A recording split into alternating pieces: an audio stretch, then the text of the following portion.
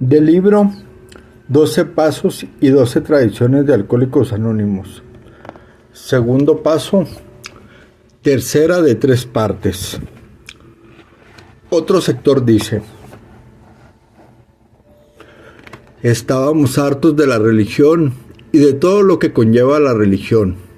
La Biblia nos parecía una sarta de tonterías. Podíamos citarla versículo por versículo y en la maraña de genealogías perdíamos de vista las bienaventuranzas. A veces, según lo veíamos nosotros, la conducta moral que proponía era inalcanzablemente buena, a veces indudablemente nefasta. Para los que nos molestaba, pero lo que nos molestaba era la conducta moral de los religiosos. Nos entreteníamos señalando la hipocresía, la fanática intolerancia y el aplastante fariseísmo que caracterizaba a tantos de los creyentes, incluso en sus trajes de domingo.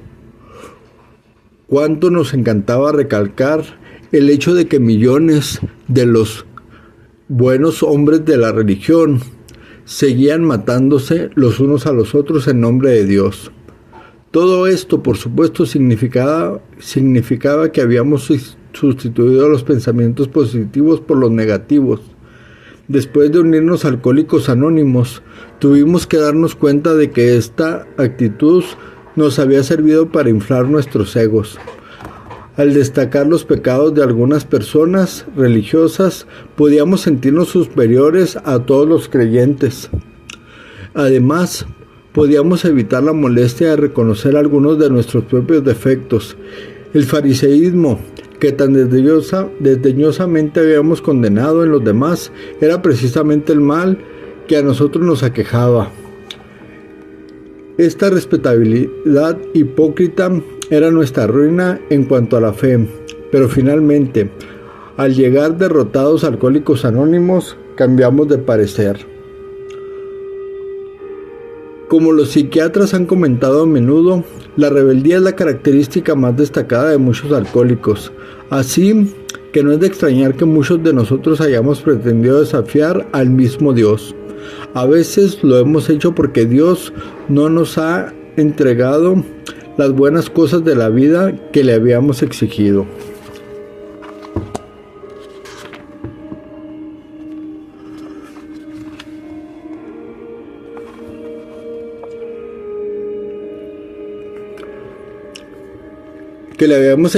Como niños codiciosos que escriben cartas a los Reyes Magos pidiendo lo imposible.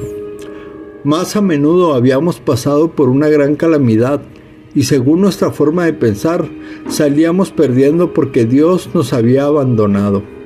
La muchacha con quien queríamos casarnos tenía otras ideas. Rezamos a Dios para que le hiciera cambiar de parecer, pero no lo hizo. Rezamos por tener hijos sanos y nos encontramos con hijos enfermizos o sin hijos. Rezamos por conseguir ascensos en el trabajo y nos quedamos sin conseguirlos.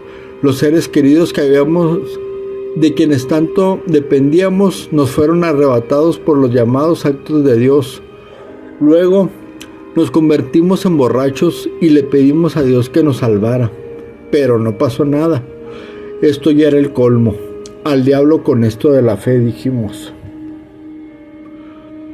Cuando encontramos Alcohólicos Anónimos, se nos reveló lo erróneo de nuestra rebeldía. Nunca habíamos querido saber cuál era la voluntad de Dios para con nosotros, pero por el contrario, le habíamos dicho a Dios cuál debería ser. Nos dimos cuenta de que nadie podía creer en Dios y al mismo tiempo desafiarle. Creer significa confiar, no desafiar. En Alcohólicos Anónimos vimos los frutos de esta creencia. Hombres y mujeres salvados de la catástrofe final del alcoholismo. Les vimos reunirse y superar sus otras situaciones, sus otras penas y tribulaciones. Los vimos aceptar con calma situaciones imposibles, sin tratar de huir de ellas ni de reprochárselo a nadie. Esto no solo era fe, sino una fe que obraba bajo todas las circunstancias. Para conseguir esta fe no tardamos en encontrarnos dispuestos a pagar con toda la humildad que esto nos pudiera costar.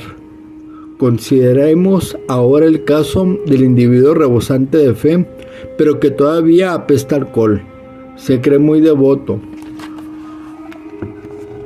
cumple escrupulosamente con sus obligaciones religiosas, está convencido de que cree todavía en Dios, pero duda que Dios crea en él. Hace un sinfín de juramentos solemnes. Después de cada uno no solo vuelve a beber, sino que se comporta peor que la última vez.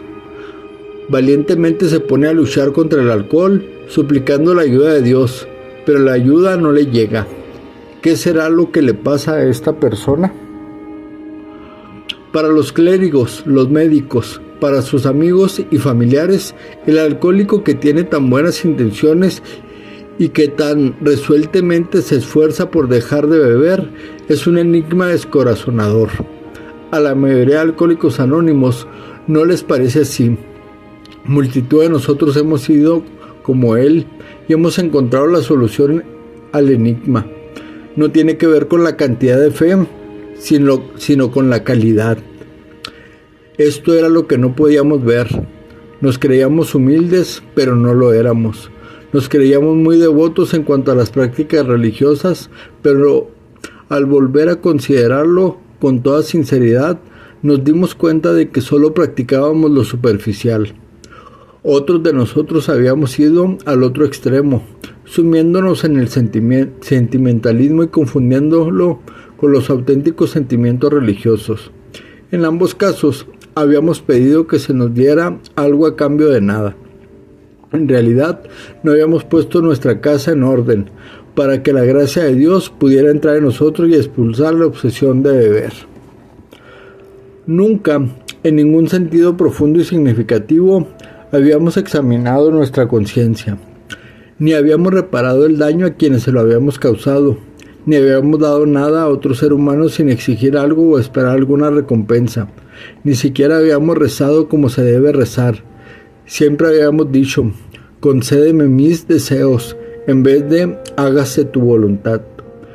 Del amor a Dios y del amor al prójimo no teníamos la menor comprensión. Por lo tanto, seguíamos engañándonos a nosotros mismos